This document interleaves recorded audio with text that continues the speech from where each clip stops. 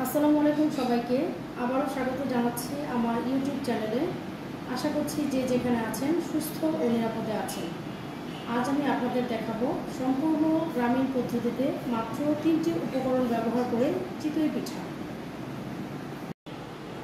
চিতই পিঠা তৈরি করতে যা যা লাগছে, আমি এখানে চালের গুঁড়া নিয়েছি হাফ কেজি, আমি ভাতের চাল নিয়েছি গুঁড়া চাল, আবার আমি একটু পানি দিয়ে শিলপাটায় ভালো করে মিহি করে বেটে নিয়েছি।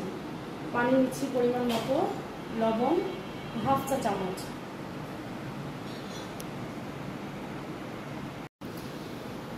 এবার আমি চিতই পিঠার জন্য ব্যাটার তৈরি করব। প্রথমে দিয়ে দিচ্ছি হাফ চা চামচ পরিমাণ লবণ, দিয়ে দিচ্ছি পরিমাণ মতো পানি।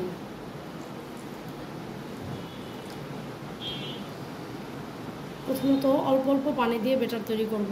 খুব বেশি পাতলাও হবে না, আবার খুব বেশি ঘনও হবে না। ভালো করে আমি ব্যাটার তৈরি করে নিয়েছি। খুব বেশি পাতলা অথবা খুব বেশি ঘন হবে না।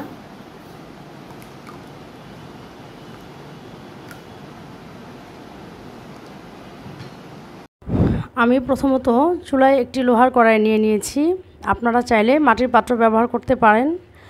কড়াই খুব ভালো করে গরম হয়ে গেলে চামচে করে আমি এবার ব্যাটার দিয়ে দিব।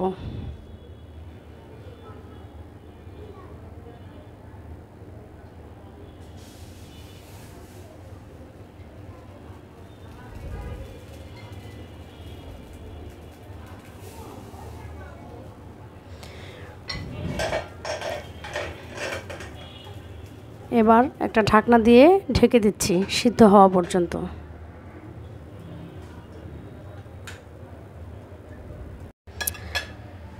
এবারে ঢাকনা উঠিয়ে আমি পিঠা তুলে নিব।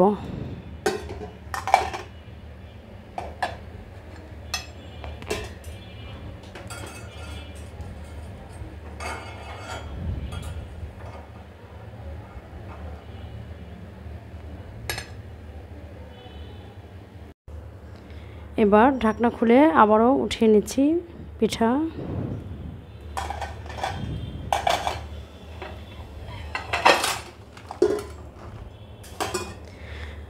একে একে সবগুলো পিঠাই তৈরি হয়ে যাচ্ছে, আর পিঠার দুই পাশ একই রকম।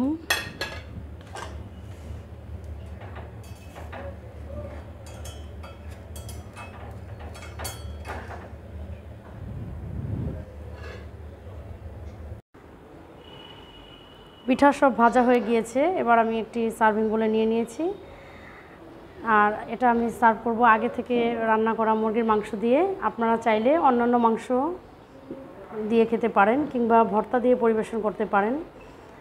আমার পিঠাগুলো কিন্তু আসলেই অনেক সুন্দর হয়েছে। দুই পাশে আমি দেখিয়ে দিচ্ছি, একটাও পিঠা পুড়ে যায়নি কিংবা কালো হয়ে যায়নি, দুই পাশে সমান সুন্দর হয়েছে, আর ভিতরেও খুব সফট হয়েছে, খুব নরম সিদ্ধ হয়েছে ভালোভাবে। আশা করছি আপনাদের রেসিপিটি ভালো লেগেছে। আপনাদের ভালো লাগলে মতামত কমেন্ট বক্সে জানান, আর তৈরি করুন এই মজার চিতই পিঠা। দেখা হবে পরবর্তী সময়ে নতুন কোনো রেসিপি নিয়ে। সে পর্যন্ত সবাই সুস্থ থাকুন, ভালো থাকুন। আল্লাহ হাফেজ।